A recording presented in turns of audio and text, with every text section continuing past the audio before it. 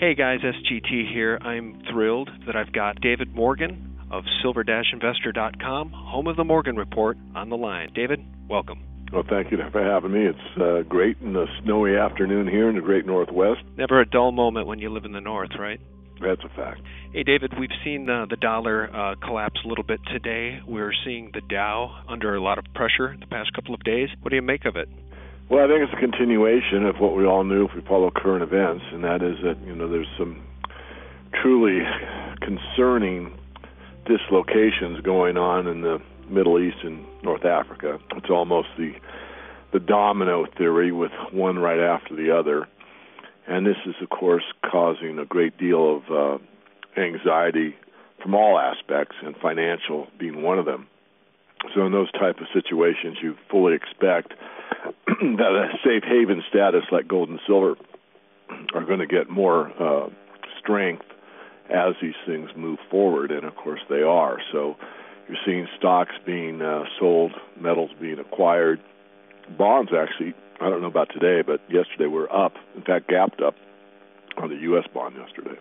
The turmoil that we're seeing around the world just is making just an absolute stronger case for the fact that when people need a harbor of safety, when they need shelter financially, you turn to silver, you turn to precious metals, you turn to physical silver and gold, because unlike fiat, which can be just printed out of thin air endlessly, whether you're in the EU or the United States, they can't print the metals out of thin air.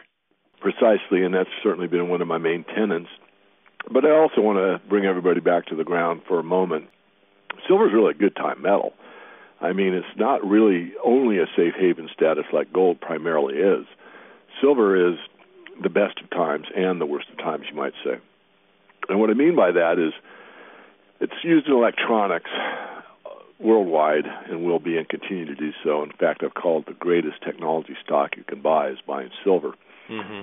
And if we had great prosperity for everyone, then everyone would be able to afford, more flat-screen televisions, more microwave ovens, whatever. The point I'm making is that it's not only a safe harbor, safe haven investment and a protection against the unscrupulous ability of governments to print money out of nothing, but it also, in better times, you might say, holds very good value as a long-term investment strategy. So there's more to the silver story than just the downside of what's going on in the geopolitical hemisphere. Well, absolutely. And the one thing that I never ever want to make the mistake of doing is cheering the actions of the Fed in any way, because those of us who hold precious metals are benefiting. I think what the Fed is doing is essentially unforgivable.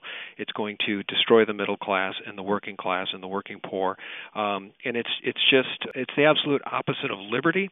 And I find no great joy in the fact that people are going to suffer from what's coming. But ultimately, that's what my channel is all about, David. And I think that's about what you're about is warning people and allowing people to understand that there is a safe harbor. There is a place they can turn, and that's precious metals. Absolutely, and well said. In fact, I'll just back you up a little further. I just finished a speech in London, and it wasn't that long ago. And I used to do this actually fairly often in the early days, meaning going back 10, 11, 12 years ago. And what I used to say, and I again said in London very recently, was it really doesn't matter at the end of the day how much gold or silver you've acquired if you've lost your freedom.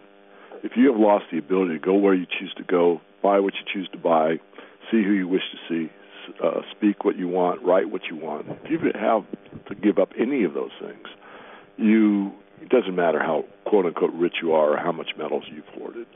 And that's the truth. So I really have kind of got on this campaign from a head and heart position of what they represent more than what they are. And I hope I'm making sense to everyone. But they represent a true monetary asset that transcends tyranny. And I think that's important to understand. Now, I don't expect everybody that buys precious metals to buy into my ideology. I'm way too practical a man for that. On the other hand, there is some subset of people that are going to understand that there's more at stake here than just, protecting your own family, which is very important, of course, but it goes beyond that. Yeah, and you know what? You're an honorable guy. You're a class act, so I don't want to put you on the spot here. But one of the fellas who I listen to and read just about everything I can, and I listened to a interview that you and Jeffrey Christian of CPM Group were a part. It was called the Silver Roundtable, I believe, and it was on Jim Poplava's network, Financial Sense. And you know, I sometimes take exception with Jim's approach to, and again, not to put you on the spot, but he poo-pooed the idea of the, buy silver, crash J.P. Morgan idea. And if there's truly only about 1 billion ounces of investable silver on the planet, I think Max's idea of buying silver to basically crush the banks is a good idea in spirit, because we know that if every individual in this country of 300 million people bought 2 or 3 ounces of silver, that would pretty much do it, wouldn't it? Well, I agree and I disagree with him. And here's my thinking. One, buying physical metal is the best thing you can do. That's very consistent with what I've said from the beginning.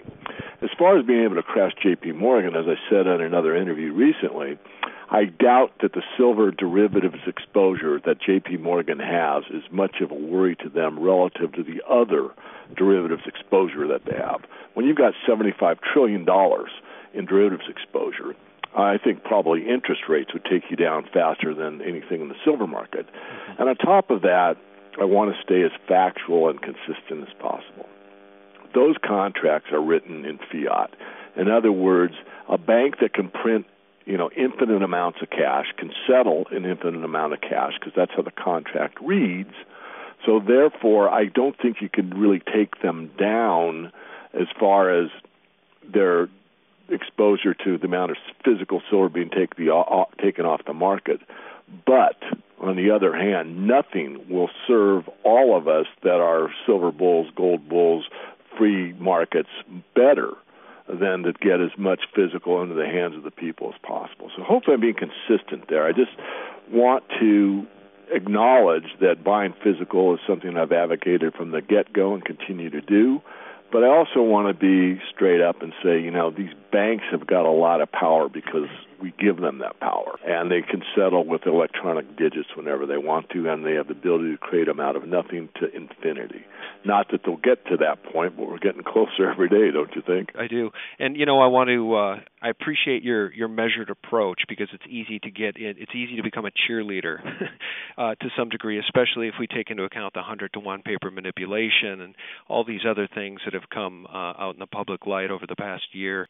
Specifically on that Jim Poplava Financial Sense Silver Roundtable that you were a part of with Jeffrey Christian of CPM Group. What do you make of Jeffrey Christian's revelation back in March of 2010 at the CFTC hearing, in which he basically let the cat out of the bag that, it's common knowledge. On Wall Street, we treat physical silver like T-bonds and T-bills and paper assets, and essentially they're leveraged 100-to-1. No surprise whatsoever in any way, shape, or form, and not to be arrogant, but I've known Jeff for many, many years, and I had a television show before YouTube. It was called Mining Industry Review, and the subset I wanted to be Money, Metals, and Mining, just like my newsletter. And my first guest on that show was Jeff Christian. Now, I already knew what Jeff was going to say because of our previous conversations, that it's treated as a financial asset. It's really treated as money. Those are my words, not his. But they're treated exactly like every other monetary asset, meaning a leverage of 100-to-1. Those are exactly his words.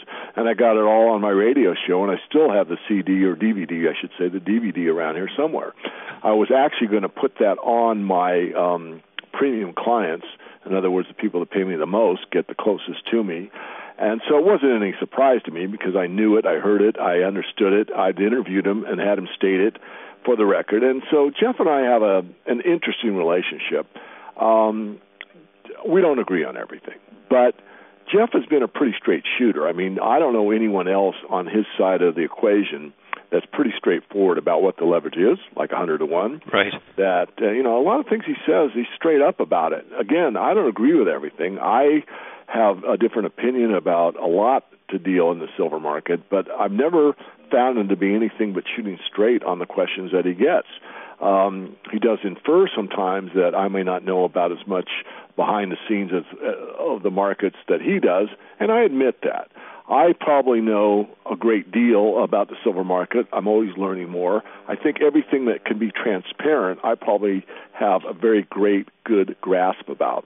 What I don't is his side, which is the over-the-counter derivatives part of the markets, which is huge, and which are private contracts that there is no transparency. And so how those can be settled, cash or metal or delayed or rolled over or all that type of stuff, certainly he's more acquainted with it. It's his business. But regardless, I think he's been pretty, good about divulging, how that market works in general, what the exposure is and all. We see the risks a lot differently. I see the risk to what I'll call paper games, regardless if they're transparent or not, as being a grave problem going forward. He doesn't seem to have that same view. I don't want to put words in his mouth, but certainly having known him for years, that's, I say, would be our main difference. Well, I see your point on that, and I would say that, for those of us who are informed to the degree that I think many of my viewers are, I would just like to weigh in on in your camp and say that when I hear Jeffrey Christian say, oh, yeah, but you don't understand, the way I read it is he's covering tail for the banks. David, I want to ask you this before I let you go. The CFTC position limits, the public comments period is open until March 28th. And I'm just curious if you think the CFT is actually going to impose reasonable limits on the banks, and what your take is on that. And should people that should we all start sending them our comments on this thing? Well, first of all, you're talking to Mr. Free Market, and I know I overused that phraseology, but certainly I would recommend everybody get involved that wishes to get involved. Personally, I've written about that in my private work, but I don't mind speaking about it in the public domain. Again, this is more my opinion, but it is this. I have the view that, first of all, the law that exists as written now is sufficient to stop the shenanigans, and yet they continue. This concludes Part 1. Click here for Part 2.